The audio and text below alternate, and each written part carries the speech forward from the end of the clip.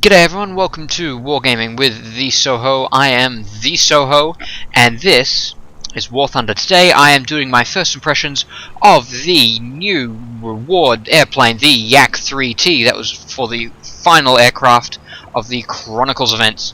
Alright, I've been a little lazy the last couple of weeks. Yeah, uni, all fun and all that. Lots and lots of hard work, but I unlocked this about a month ago now. And I've just never been around to do it. Every time I try and sit down and record, something important comes up. It's no good, but you're here to learn about this aircraft. Now, the Yak-3T is a modification of the Yak-3 aircraft found in the top of rank 3 in the Soviet Air Force. This modification has replaced the centerline motor cannon, 20mm motor cannon, and has replaced it with the N37mm anti-tank cannon. Now this is not the NS37 that you see on the Yak-9 and its associates at their higher ranks, but this is the N37 cannon. It does not have the same amount of penetration, but it still causes havoc on air targets when using air belts. Now this is a modification of the Yak-3. It's basically got a motor cannon. It's had the cockpit removed slightly towards the rear to balance out the extra weight of the cannon. So this is my very first match in this thing from a month ago. Yeah, I've had it on ice for a while now, but as I said, shit happens. But here we go, little barrel roll, there we go. There's still not a barrel roll, but it's round and round. Alright, so this plane was the reward for the Chronicles events, and it's a very nice plane to fly. If, just like in real life, the Yak-3 was adored by pilots and mechanics in the Soviet Air Force, and this is a dream to fly as long as you don't exceed the altitude limit. The big drawback of the Yak-3T, is as in real life, is what stopped it from going into production, was due to the motor cannon. It actually had a very bad overheating problem, and you got to be semi-cautious about this, but no more than any regular Yakolev aircraft like the Yak-1 and the Yak-9. But it is still a very nice plane to fly, even if you do have a slight overheating problem, especially at the higher altitudes. This plane is best flown between 1,000 and 3,000 meters. It's approximately 3,000. I can't do feet. About 3,000 to 6,000 feet, give or take a bit. I may be out there, but it's very nice to fly. Handles very rolls on a dime, as you saw a few moments ago.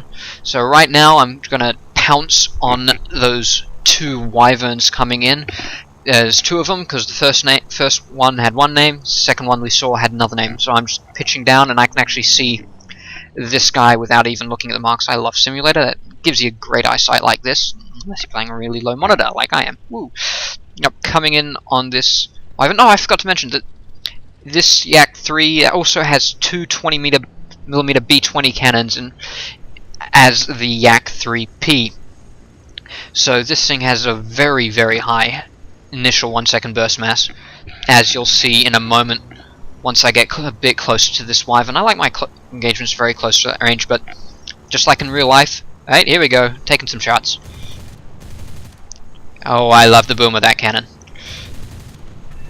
And see, once I actually got hit, I'm not exactly the best shot, if you guys couldn't tell already. But, oh, I'm glad those bombs missed me. But yeah, the 1-second burst mass of this plane is deadly, no matter who the target is.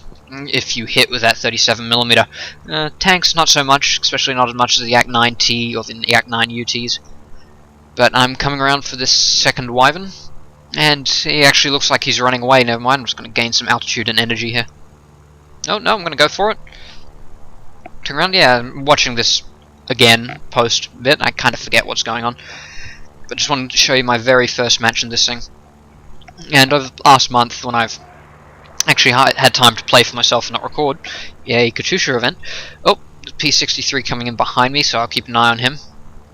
But Katyusha event, yeah, stupid. It was a dumb event, but I like the reward from that. I'm very happy I did that. There'll be a video of that coming right up after this. But Yak-3T, yeah.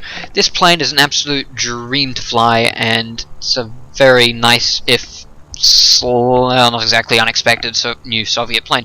We need more planes as other nations, personally. Can't wait for the Italian Air Force, Regalia and Aeronautica coming up in the next patch, any day now, actually. If it's not already out by the time this video goes up, but I'm going back for that P61 because I know he has the advantage on me in speed very slowly. If only just, he was coming in, so going around. I won't actually get this guy, he flies away too fast and I bleed too much energy in that turn. But my allies there will have him in a moment. Alright, so I'm just going to take a couple of pot shots here, just hoping. It's like, this is a nose-mounted 37 along with the two nose-mounted 20s. Because they have to be synchronized to go through the propeller, the rate of fire is slightly slower than they are on other Soviet airplanes when the 20mm is going straight through the nose hub. But they still pack quite a punch. So I'm going to go for this PBJ now, just coming off the side. This guy's making mincemeat of all the light targets around our airfield, and we just can't let him do that, can we? And I think he's actually the last plane on the team now.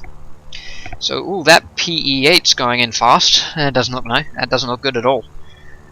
Ooh, I don't think he survives the landing, but oh no, that's not good, not at all. He's going for the PBJ now. While I just provide a little bit of top cover, I'm gonna angle in while this guy's distracted. Try not to shoot our PE-8, and no. Oh, I did hit him there. I saw the explosion. I seem to have taken off part of his wing, or at least I think that was me. Something exploded when I went by. But this guy is still flying. I won't actually get the kill here. I only get one kill this game. But as you can see, at low altitudes, the maneuverability of the Yak-3T is a very nice plane. Was it worth the grind? Probably not, but I still love the grind all the same. But then again, I am kind of stupid in that regard. And there I go, another critical hit with a lucky shot from the cannon, and just wasn't mine going, actually. But I think I was going through behind him, hitting his tail fin. I damaged the elevator, but aside from that, not much else. So I'm coming around for another pass. I am almost out of cannon rounds now, down to the 20s. And yep, another hit, but no bad damage there. And oop, I did very bad thing there. Went in front of my allies, but there you go. He's going to be taken down by the other Yak-3T. There's a lot of Yak-3Ts in this match, actually. I do apologize about the knocking. I don't care about who's at my door. So I come around for final pass the PBJ before I turn around. And that wasn't me who actually took him out. That was the guy behind me. I think he was using stealth rounds. And that is the last player on this team. So, my views on the Yak-3T, it is a very nice plane. And I really do think that it is, well, it wasn't worth the grind, but it is a nice plane to fly nonetheless. And yeah, I do like it. If you don't have it, this was probably, well, you could come and get the grind, but yeah, I'm losing it at the end of this episode. Someone's annoying me at my door. And was it worth it? No. Is it a good plane? Yes, it's absolutely. Will it overpower the S competition? No, because there's not many people down there. And that is the end of the match. Thank you for listening. Have a good night, everybody.